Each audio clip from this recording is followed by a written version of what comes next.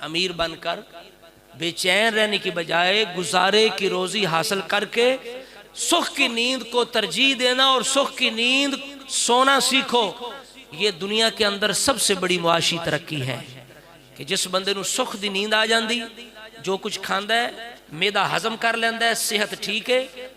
कि जड़ा बंदा सुबह उठया उसने इस हाल में सुबह की, इस हाल में सुबह की कि अमन दे अंदर सी, कोई मुसीबत नहीं सी, किसी हादसे का शिकार नहीं सी, कोई आजमैश नहीं सी, अमन सी, सलामती सी, खैर सी। सुबह इस हाल में की और एक दिन का खाना उहदे कोल मौजूद सी। दुनिया दी सारियां नेमतां अल्लाह ताला उसनूं अता फरमा दी हैं। कोई इस तो वड्डी नेमत नहीं, अमन तो वड्डी कोई नेमत नहीं, सलामती तो वड्डी कोई नेमत नहीं, सेहत तो वड्डी कोई नेमत नहीं। एक दिन का खाना है, सेहत हासिल है, अमन है। फरमाया उहदे कोल दुनिया का सारा माल जमा हो गया है, सारी दुनिया उहदे कोल है, उहनूं किहड़ी चीज़ की कमी है? किसी चीज़ की कमी नहीं। अगर सानू साडे विच कमी है, अल्लाह ताला दी याद की कमी है, रब दी इताअत की कमी है, दीन दे नाल मुहब्बत की कमी है, दीन दे मुताबिक अपनी जिंदगी नूं ढालने की कमी है।